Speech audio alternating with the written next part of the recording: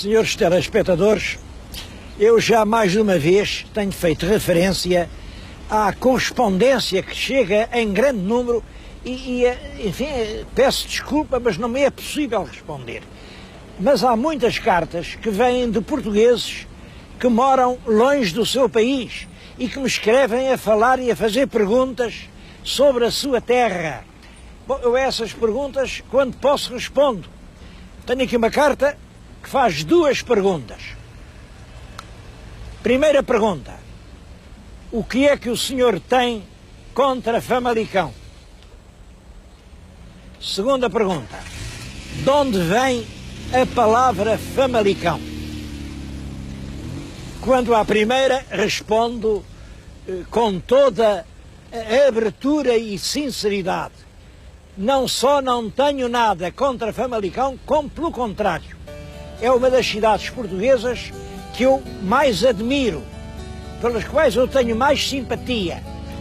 A razão por que não vim até agora é, como sabem, tenho vindo tantas vezes aqui ao norte, porque isto fica junto de uma área com muitas terras importantes e não tinha calhado vir a Famalicão. Mas a sua carta, obrigado por ela, porque venho cumprir o que sem dúvida era uma falta. Era preciso vir a Famalicão. Portanto, a primeira está respondida. A segunda: de onde vem a palavra Famalicão? Bom, eu essa não sei. E, meu querido telespectador, se alguém lhe disser que sabe, enfim, ponha-se em guarda, porque se calhar não é verdade. É uma palavra misteriosa. Durante muito tempo contava-se uma lenda. E isso tinha escrito, há autores muito graves, muito sérios, que contam isso. Olhem, o Xavier Fernandes, nos topónimos portugueses, que é um belo livro, pois ele lá conta isso.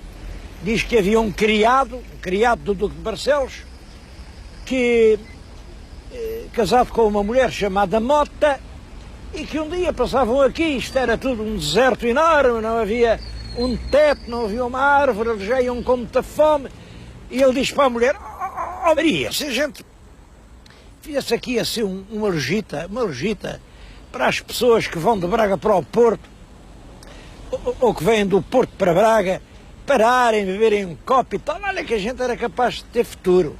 E assim foi.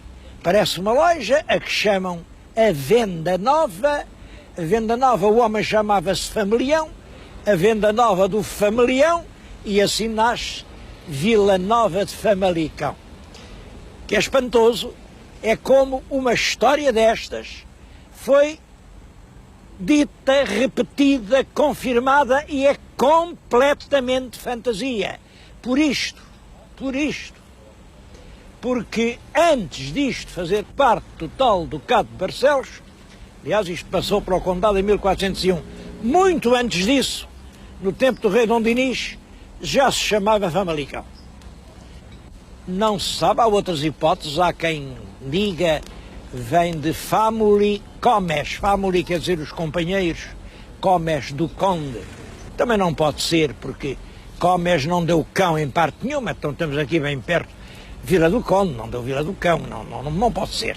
Quando a gente não sabe uma coisa, não há nada como isto, dizer não sabemos. Por enquanto, a origem do topónimo Famalicão é um mistério para todos. Agora, vamos lá falar de Famalicão, contar assim de uma maneira muito geral a história da terra. É uma história simples. Bom, naturalmente que isto remonta a tanto tempo, lá na pré-história já havia aí muita gente. Agora a terra como uma terra que vem a ser vila e uma vila que vem a ser cidade, pode-se dizer que nasce numa data e num ano certo. É em julho do ano de 1205. Eram grandes terras que pertenciam ao rei, grandes e boas, terras muito boas, e que o rei resolveu dividir em 40 lotes. O rei era o rei Dom Sancho I.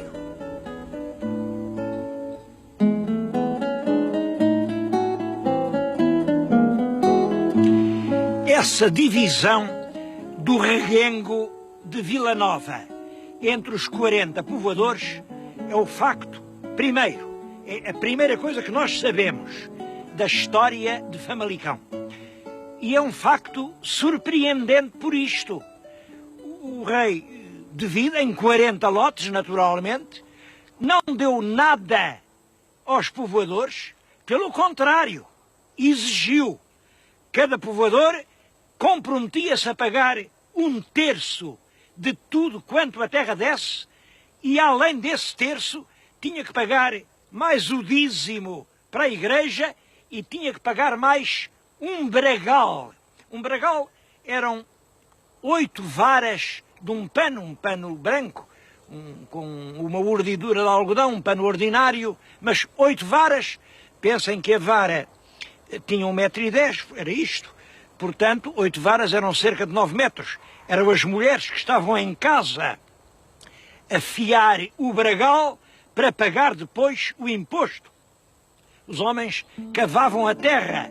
Pois bem, dos 40 moradores, nenhum falhou. Passados uns anos, passou aqui uma comissão das inquirições e contaram a população. Vieram encontrar 40 casais. Quer dizer, cada povoador deu origem a um casal. Eu tenho aqui, na minha mão, 40 sementes. São exatamente 40 sementes. Sabem a parábola do bom semeador, que o Evangelho conta? Diz que o semeador atirou a sua semente sobre a terra, mas das sementes que atirou, uma parte deu na rocha dura e não germinou. A outra ficou à sombra das grandes árvores e também morreu. Uma terceira parte vieram as aves do céu e comeram as sementes. E das 40, só 10 vieram a dar fruto. Aqui em Famalicão não aconteceu assim. Dos 40 povoadores nasceram 40 casais. Eu considero isto importante por uma razão.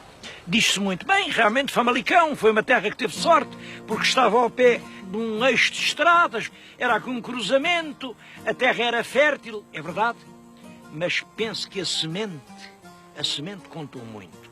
Em muitos outros pontos do território se verificavam essas circunstâncias do cruzamento de estradas. Aqui, essa pequena povoação vai crescendo rapidamente. A partir de 1410, o rei deu isto aos condes de Barcelos. E realmente esse período, desde século XV, XVI, XVII, XVIII, são 400 anos em que a gente não tem grandes notícias de Famalicão. 400 anos de submissão às estruturas feudais, de uma carga tributária certamente asfixiante, e a gente pouco sabe do povo de Famalicão.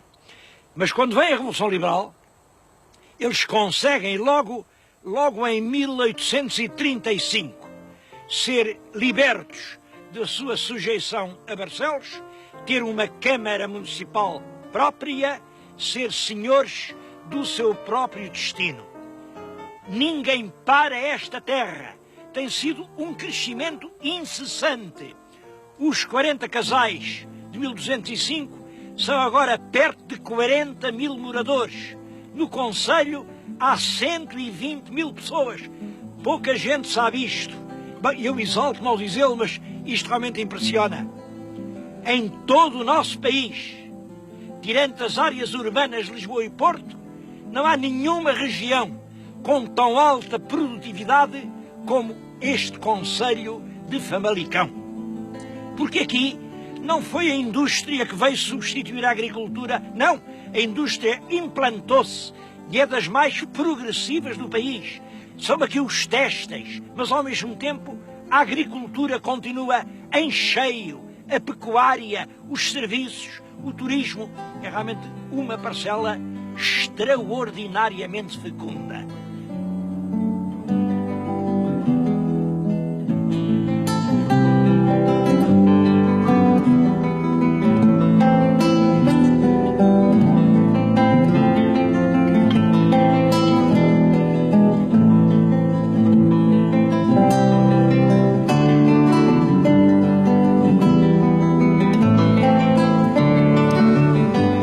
primeiros moradores tiveram, desde o princípio, um aliado importante.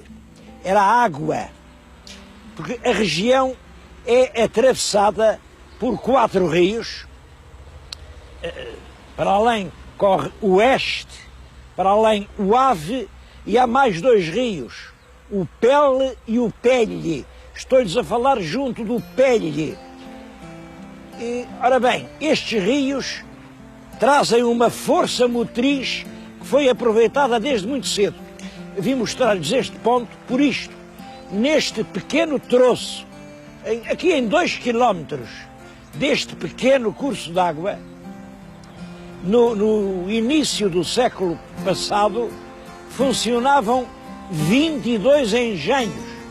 Havia moinhos, azanhas, serrações para a madeira, pisões para o tecido, até o moinho de moer o enxofre. Em toda a região aqui do concelho havia mais de 300 engenhos hidráulicos, pondo a força da água a ajudar os braços dos homens.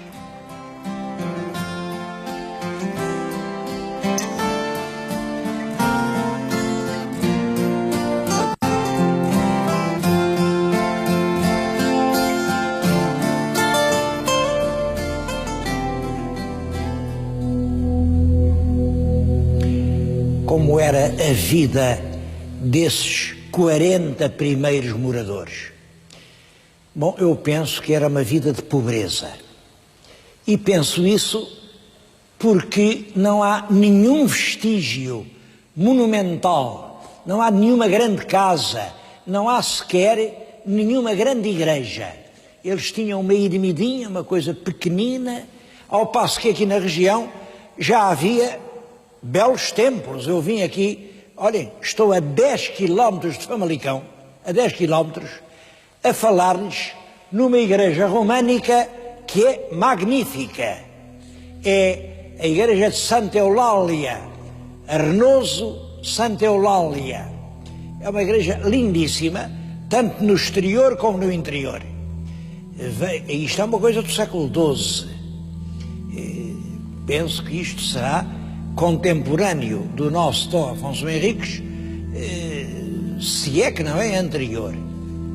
Depois é claro que levou muita obra. Estão, por exemplo, a ver aqui, estas paredes têm vestígios de pintura. Eram frescos, tudo indica que são frescos do século XVI. Foram postos a descoberto quando fizeram aqui, os monumentos nacionais fizeram aqui umas obras de restauro, estavam ali encostados uns altares de talha, eles arrancaram os altares e, como em muitos casos aconteceu, por detrás dos altares havia frescos muito antigos. Neste caso eram 4 quadros que representavam aquele primeiro, Anunciação, a Anunciação, que é, como sabem, a invenção da Ave Maria, Ave Maria, cheia de graça. Depois, embaixo, tinha ali a descida do Espírito Santo sobre os apóstolos. Ainda hoje se vê. Daquele lado tem a visitação de Nossa Senhora, a sua prima, Santa Isabel. E embaixo, onde agora só vê em pedras, estava a glorificação da Virgem. Penso eu porque nunca a vi, porque acontece que este terreno é um bocado úmido e, apesar do edifício ter sido, e com toda a justiça, classificado de monumento nacional, nunca mais ninguém se preocupou com os frescos de Santa Eulália do Arnoso. O resultado foi que dos 4, aquele já desapareceu, e os outros 3 vai-lhes acontecer o mesmo, se não fizerem aqui uma intervenção. Estou a falar disto, eu nem sei qual é atualmente o serviço público do qual estes frescos dependem. O que sei é que a partir do momento em que foram classificados como monumento nacional, pertencem-nos a todos. Eu sou uma parte muito pequenina de todos. Nós somos 10 milhões, eu acho que represento 10 milhões de avos. Bom, mas este 10 milhões de avos está a invocar o seu direito. Tenho direito a que não deixem estragar assim o património histórico do meu país.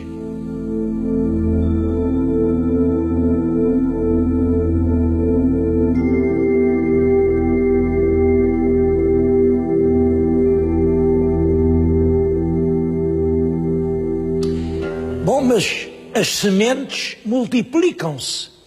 Os 40 casais, passados 100 anos, eram já 100 e tantos. Passados 200, eram centenas. E a terra não chega para todos. Começa, sobretudo no século XVIII, a imigração. Saíram daqui milhares e milhares de jovens a caminho do Brasil. Bom, e isso é que abre um capítulo novo na história da terra, o capítulo dos brasileiros. O meu telespectador já viu que eu estou a falar numa casa muito bonita, com muitos ouros, muitas colunas, muitos marmoreados. É o palacete de um brasileiro, e de um brasileiro, de certo modo, bem exemplar. Ele chamava-se Zé Francisco da Cruz Trovisqueira, acho que Trovisqueira se calhar até era alcunha, não sei, Trovisqueira, que raio de nome, Trovisqueira. Foi pequenino para o Brasil, trabalhou duramente, voltou com uma fortuna, soube aplicar bem essa fortuna. É esse homem quem cria aqui, no Val do Ave, a primeira fábrica de têxteis. Depois é aqui, na terra, presidente da Câmara muitas vezes, e mandou fazer este palacete. O palacete é muito bonito, há ali uma sala em que ele põe os seus ideais, o comércio, as artes, a agricultura.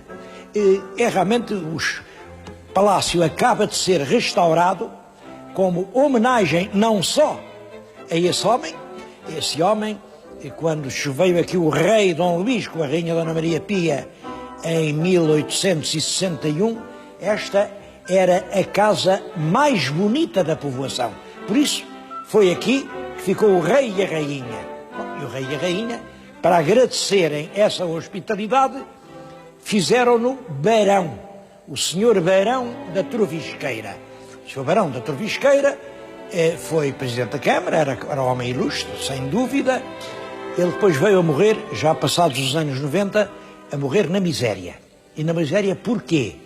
É que exatamente ali por volta de 90 há uma crise bancária enorme, muitos bancos abrem falência e imensas pessoas ficaram sem nada. O barão da Trovisqueira nasceu pobre e morreu pobre. Deixou esta casa, a Câmara acaba de a restaurar com um gosto excelente, está exatamente como quando ele aqui viveu, e vai dedicá-la a museu em memória de um outro homem ligado ao Brasil, em memória do Dr. Bernardino Machado. O Dr. Bernardino Machado nasceu no Brasil, mas era filho de gente daqui. Era filho de um homem que também foi barão, barão de Joane, também barão, porque também ganhou uma fortuna do Brasil. Bernardino Machado, como sabem, foi por 2 vezes Presidente da República em Portugal e era um vulto exemplar. Bernardino Machado consegue conciliar 2 coisas que nem sempre andam ligadas. Era um forte sentimento progressivo, queria que o país andasse para a frente, não era lá de conservadorismos atávicos, nada disso, era um homem para a frente, mas era um homem com boas maneiras. Ele sabia que as boas maneiras, por si mesmas, são um edificante instrumento de progresso. Ficou quase no anedotário português a delicadeza do Dr. Bernardino Machado. Fizeram-lhe muitos bonecos, muitas caricaturas.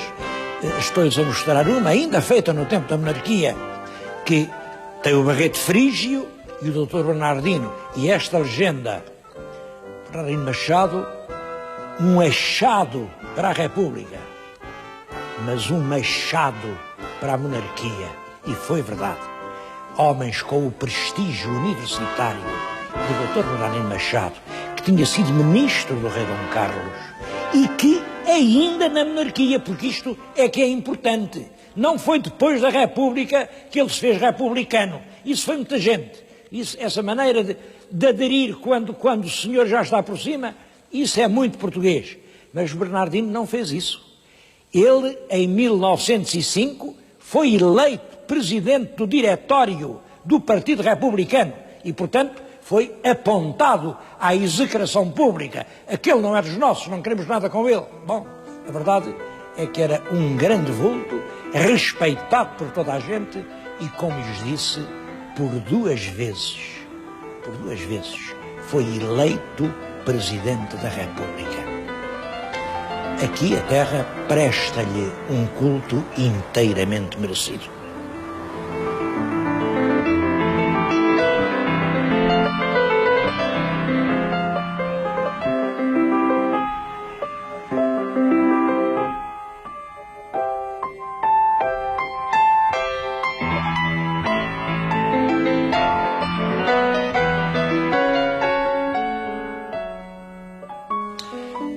Uma outra grande figura de Famalicão, que não posso deixar de recordar, é a do historiador Alberto Sampaio.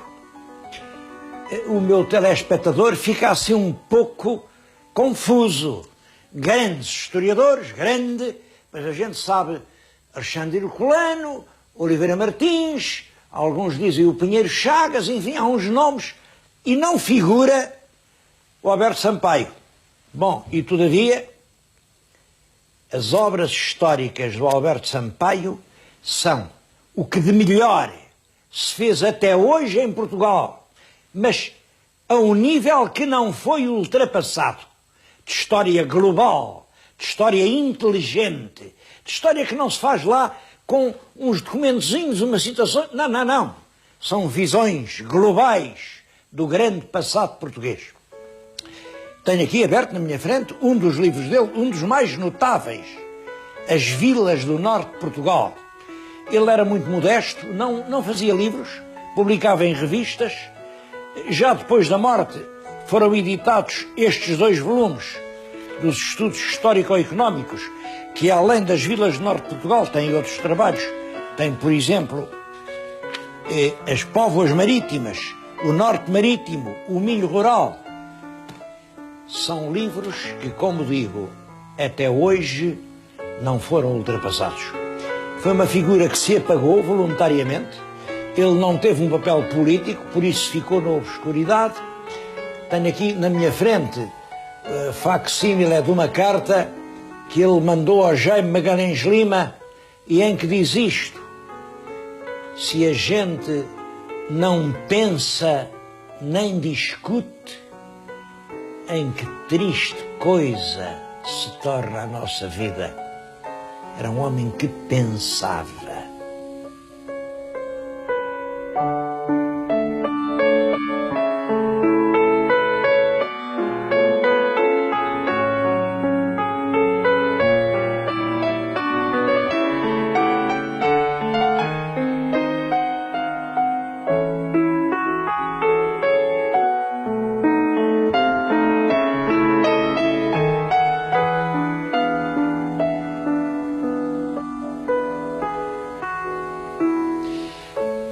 Outra figura que não pode ser esquecida em Famalicão é o escritor Camilo de Castelo Branco.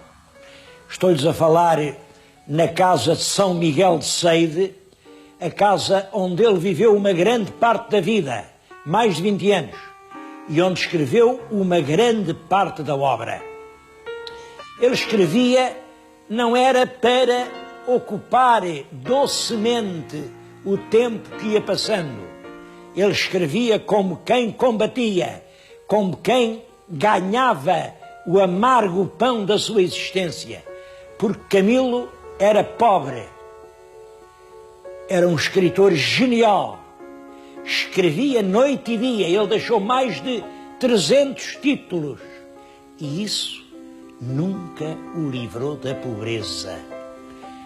Teve uma vida agitada, veio, refugiou-se depois aqui, isto é a história de uns amores dele, com uma senhora do Porto, Ana Plácido. Não vou agora contar isso, porque qualquer dia vou-lhes fazer um programa chamado inteiramente O Romance de Camilo. Mas aqui ficou, tinha um filho que estava doente, gravemente, e ele próprio estava a perder a vista. Queria ler e já não lia, queria escrever e já lhe saíam gatafunhos. Chamou o médico oftalmologista, e o médico não lhe deu esperança nenhuma. Este homem, que já não podia escrever, ia, portanto, morrer de fome. Sentado naquela cadeira, atravessou a cabeça com um tiro. Camilo não morreu por falta de pão, morreu por falta de esperança.